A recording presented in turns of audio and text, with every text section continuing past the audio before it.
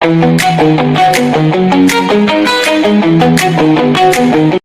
గురుభ్యో నమః. అందరికీ నమస్కారం. ఈరోజు బిల్వపత్రం యొక్క విశిష్టత, ఆ యొక్క బిల్వపత్రంతో అర్చన ఏ విధంగా చేయాలి, చేయడం వల్ల వచ్చేటటువంటి ఫలితం ఏమిటి అనేటటువంటి దాని గురించి మనం తెలుసుకునే ప్రయత్నం చేద్దాం. ముందుగా మీరు ఇక్కడ చూసినట్లయితే కనుక ఒకసారి ఈ శ్లోకాన్ని చదవండి, అలాగే గమనించండి. త్రిదళం త్రిగుణాకారం త్రినేత్రంచ త్రయాయుధం త్రిజన్మ పాప సంహారం ఏకబిల్వం శివార్పణం. ఇక్కడ మీకు కనిపిస్తుంది కదా, ఇట్లా ఈ యొక్క ఫోటోలో ఏ విధంగా అయితే కనిపిస్తుందో ఆ విధంగా భావన చేసుకుంటూ మనం బిల్వపత్రాలని స్వామివారికి అర్పించాలి. ఈ విధంగా ఎందుకు బిల్వపత్రాలని అర్పించాలి అంటే, ఈ యొక్క శ్లోకం ఆధారంగా ఈ యొక్క బిల్వపత్రాలు త్రిమూర్తి స్వరూపము. త్రిదళం త్రిగుణాకారం, మూడు ఆకారాలుగా అంటే బ్రహ్మ విష్ణు మహేశ్వరుడుగా, త్రినేత్రంచ త్రయాయుధం పరమేశ్వరుడు యొక్క మూడో కన్నుగా మరియు త్రిశూలంగా భావన చేసి అర్చన చేయాలి. త్రిజన్మ పాప సంహారం, అర్చన చేస్తే ఫలితం ఏమిటి అంటే, 3 జన్మల్లో చేసినటువంటి పాపాన్ని నివృత్తి చేయడం కొరకై నేను ఈ యొక్క బిల్వాన్ని సమర్పిస్తున్నాను అని మనసులో ప్రార్థన చేసి పరమేశ్వరుడికి ఈ యొక్క బిల్వాన్ని సమర్పించాలి. అయితే దీంతో పాటుగా మనం ఇంకొన్ని శ్లోకాలు తెలుసుకునే ప్రయత్నం చేద్దాం.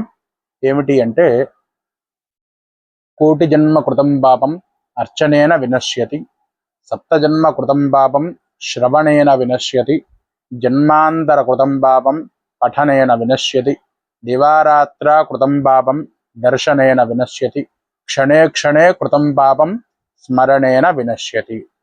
ఇది మనం బిల్వపత్రాలు పూజ చేయడం వల్ల వచ్చేటటువంటి ఫలితం.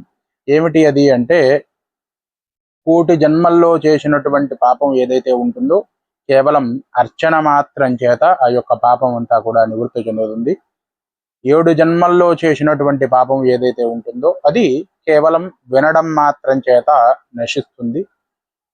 అదేవిధంగా పోయిన జన్మలో చేసినటువంటి పాపం ఏదైతే ఉంటుందో అది కేవలం చదవడం వల్ల ఆ యొక్క పాప నివృత్తి జరుగుతుంది.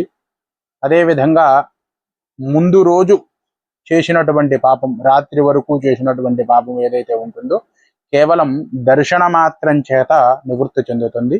అదేవిధంగా ప్రతి క్షణం కూడా చేసినటువంటి పాపం ఏదైతే ఉంటుందో కేవలం ఆ యొక్క బిల్వపత్రాన్ని స్పృశించి అంటే ముట్టుకొని దాన్ని మనసులో భావన చేసినంత మాత్రం చేత ఆ యొక్క పాప నివృత్తి చెందుతుంది అని ఈ యొక్క శ్లోకం అర్థము. కాబట్టి ప్రతి ఒక్కళ్ళు కూడా పరమేశ్వరుడికి బిల్వపత్రాలతో విశేషంగా అర్చన చేసి ఈ యొక్క పాపాలన్నీ కూడా నివృత్తి చేసుకుంటారు అని అందరికీ కూడా ఈ యొక్క విషయం తెలియజేయాలి అనేటటువంటి భావనతో ఈ యొక్క వీడియో చేస్తున్నాము.